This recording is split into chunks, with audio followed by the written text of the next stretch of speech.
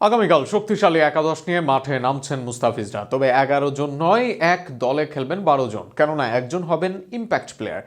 বিশ্বকাপে যে একাদশ নিয়ে মাঠে নামতো বাংলাদেশ, আগামীকাল সেই একই একাদশ নিয়ে মাঠে নামবেন লিটনরা। সেক্ষেত্রে কোন 11 জন থাকবেন একাদশে আর কে হবেন ইম্প্যাক্ট প্লেয়ার, তা নিয়ে থাকছে প্রতিবেদন।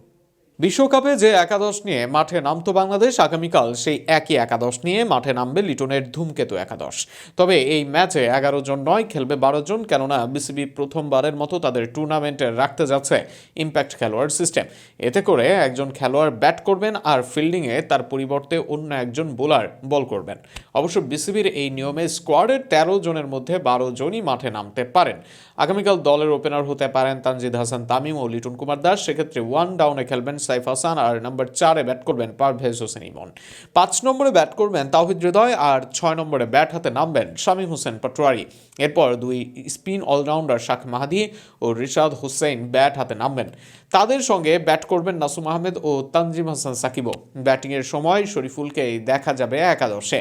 তবে বোলিংয়ের সময় ব্যাটারদের মধ্য থেকে তানজিদ হাসান তামিম অথবা ইমনকে বসিয়ে দেওয়া হতে পারে। সেখানে ইম্প্যাক্ট বোলার হিসেবে খেলবেন মুস্তাফিজুর রহমান। আগামীকাল বিকাল 4টায় সাংস্কৃতিক অনুষ্ঠান শুরু হবে ম্যাচের আগে, আর ম্যাচ শুরু সন্ধ্যা 6টায়। প্রথম দিন আকবর আলীর দুর্দান্ত একাদশের বিপক্ষে মাঠে নামছে লিটনের ধূমকেতু একাদশ। টুর্নামেন্টের সব ম্যাচে অনুষ্ঠিত হবে ঢাকার শেরেবাংলা জাতীয় ক্রিকেট স্টেডিয়ামে। বাকি ম্যাচগুলো অনুষ্ঠিত হবে 6 ও 7 ফেব্রুয়ারি, আর 9 ফেব্রুয়ারি অনুষ্ঠিত হবে ফাইনাল।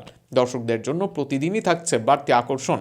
বিকাল 4টা থেকে সাংস্কৃতিক অনুষ্ঠান, এরপর সন্ধ্যা 6টায় শুরু হবে ম্যাচ। টিকিট মূল্য নির্ধারণ করা হয়েছে দর্শক বান্ধবভাবে। স্ট্যান্ড গ্যালারি 100 টাকা, নর্দার্ন ও সাউদার্ন স্ট্যান্ড 200, ক্লাব হাউস 500 টাকা এবং গ্র্যান্ড স্ট্যান্ডের টিকিট 1000 টাকা। প্রাইজ মানি নির্ধারণ করা হয়েছে 2.5 কোটি টাকা।